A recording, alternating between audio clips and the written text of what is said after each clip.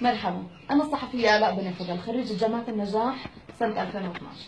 طبعا من يوم ما تخرجت لغاية الآن بقدم على وظائف حكومية رسمية، لكن للأسف بالرغم إني كنت عم بحصل على مراتب تكون كثير متقدمة، وبعض الأحيان صارت معي إنه أنت أخذتي الرقم الأول وإلك حق الأولوية، لكن اضطرينا نوظف شخص آخر.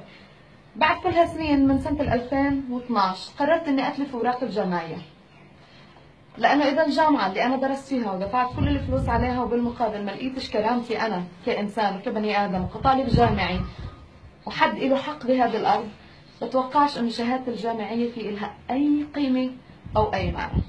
فاعذرني سيادة رئيس الوزراء، اعذرني سيادة الرئيس أبو مازن، اعذريني جامعة النجاح، ما عاد بتهمني هاي الصحافة أو بالأحرى هاي الشهادة.